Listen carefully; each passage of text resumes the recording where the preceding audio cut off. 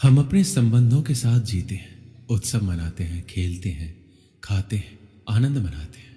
किंतु जब कोई प्रिय हमसे दूर चला जाता है, इस संसार से चला जाता है, तब हम दुर्बल हो जाते हैं, सदा दुखी रहते हैं। क्या ये होना चाहिए? इस प्रकृति को देखिए। वृक्ष पत्तों के झरने से शोक नहीं मनाता, वो नए पत्तों के आने का स्वागत करता है। कल आप भी किसी स्थान पर आए थे और कल आपके स्थान पर कोई और अवश्य आएगा, क्योंकि ये परिवर्तन है, ये प्रकृति का नियम है। इसमें शोक कैसा? जो छूटा उसका शोक मनाने के स्थान पर जो मिलेगा या जो आपके पास है उसका आनंद उठाइए।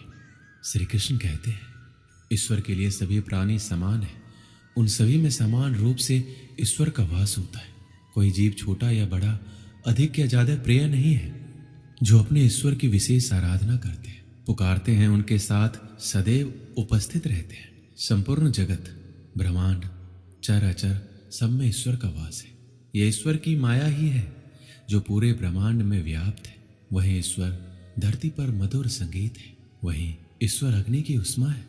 उसी ईश्वर का वास प्रत्येक प्राणियों में है, जो सन्यासियों के चित्त को शांत कर साधना में लीन करता है। वह आत्म संयम भी ईश्वर ही है। यह संसार नश्वर है, सुख दुख हर्ष विषाद आदि लगा रहता है। क्षण भर के सुख से जो खुश नहीं होता और अशुभ होने पर जो दुखी नहीं होता, वह व्यक्ति सच्चा ज्ञानी होता है। उसे ज्ञात होता है यहाँ सब कुछ क्षण भर के लिए होता है, भले ही वह सुख हो या दुख। ये जीवन कर्म प्रधान है। जो व्यक्ति कर्म करके, परिश्रम करके अपने लिए कुछ अर्जित करता है, वह वास्तविक रूप से उस फल का भागी है। अन्यथा वह चोर की भांति है, जिसे बैठे बिठाए सब मिल जाता है। जिस व्यक्ति के पास आपके लिए मान सम्मान और कद्र ना हो, उनके साथ रहना व्यर्थ है। वह सदैव आपके लिए शत्रुता का भाव रखते हैं। ऐसे व्यक्ति के साथ रहने से उत्तम आप अकेले रहें। श्री कृष्ण कहते हैं, इस जीवन में अधिक सीधा होना, सरल होना भी अनुचित है। जो सरल और सीधे स्वभाव का होता है, लोग उसका अनायास फायदा उठाते हैं। ये जीवन एक रणभूमि है, यहाँ निरंतर संघर्षों का सामना करना पड़ता है। इस संघर्ष रूपी महाभारत में स्वयं अपना सारथी, अपना मार्गदर्शक और योद्धा बनना होता है। जिनकी किस्मत अच्छी होती है, जिनके पास किसी साधन की कोई कमी नहीं होती, वह थोड़ा सा भी कष्ट नहीं झेलते। थोड़ी सी भी कमी होने पर भगवान को कोसते हैं। वहीं जिनके पास अभाव होता है, जिनके पास साधन की कमी होती है, उनके पास थोड़ी सी भी बरकत हो या खुशी मिले, वह भगवान को धन्यवाद करते हैं। ये पृथ्वी नश्वर है, यहाँ सब कुछ गतिमान है। जिस प्रकार सुख दुख में जीवन आता जाता है, उसी प्रकार मृत्यु और जन्म यहाँ लगा रहता है। इसमें खुश होना या दुख मनाना व्यर्थ है। मुंह से माफी देना और हृदय से माफी देने में काफी अंतर है। मुख द्वारा दिए गए माफी को तत्काल प्राप्त किया जा सकता है, किंतु दिल की माफी प्राप्त करने में उम्र बीत जाती है। प्रभु अपने भक्तों की सदैव परीक्षा लेते रहते हैं। इस परीक्षा में भक्तों को अनेकों कष्टों का सामना करना पड़ता है। सामान्य लोग इसे अपना दुख मानकर पीछा छुड़ाते हैं, वहीं साधक तथा प्रेमी प्रभु की इच्छा समझकर उसका सामना करते हैं।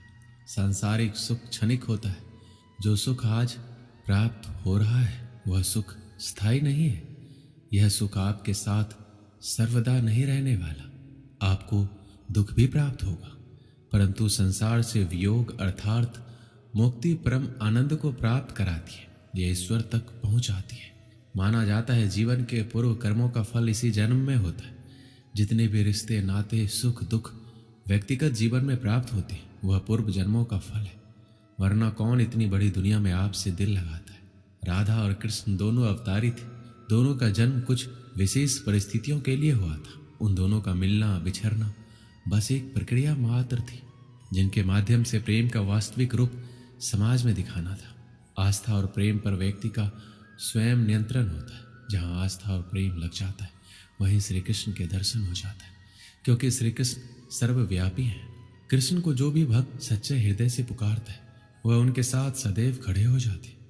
प्रहलाद जैसा विश्वास, भीलनी जैसी आशा और द्रौपदी जैसी पुकार, मीरा जैसा इंतजार अगर सभी शुद्ध हो, तो कृष्ण को तो आना ही पड़ता है। आशाएं व्यक्ति को दुख के मार्ग पर ले जाती है। आशाएं बड़ी प्रबल होती है। आशा अनुरूप कार्य होने पर जहाँ खुशी मिलती है, वहीं आशा के विरुद्ध कार्य होने पर दुख का पहाड़ टूट जाता है। व्यक्ति जीवन में आशा दुख का प्रमुख कारण है। जो लोग ये कहते हैं अपनों के आगे झुकने में बुराई नहीं, उन्हें मालूम होना चाहिए जो अपने होते हैं वो कभी झुकने नहीं देते। श्री कृष्ण कहते हैं जब से मनुष्य का जन्म हुआ है जान पहचान का, और आज के युग में तो व्यक्ति का मूल्यांकन ही इससे किया जाता है। उसकी पहचान कहाँ तक है? क्यों? आपके आसपास भी कई ऐसे लोग होंगे जो पहचान के बल पर आपको बना देते। ऐसे कई लोग होंगे जो पहचान से काम पा लेंगे, धन अर्जित कर लेंगे। किंतु आप तनिक सोचिए, क्या ये ठीक है? पहचान से मिला काम आपके साथ तब तक रहेगा जब तक आपके उनसे मधुर संबंध होंगे, जब तक आपके उनसे मधुर संबंध होंगे। संबंधों में खटास आई और काम निकल गया हाथ से, तो अब क्या किया जाए? इसका उत्तर है काम। अपना काम पूरे मन से करो, अपना काम निश्चल से करें, क्योंकि पहचान से मिला काम अधिक समय तक नहीं टिकेगा, किंतु काम से मिली पहचान युगों युगों तक टिकेगी। श्री कृष्ण कहते हैं जीवन में कुछ कर दिखाना है। आकाश की वो सीमा छूनी है जिसे छूने के विषय में आप कभी सोच नहीं सकते।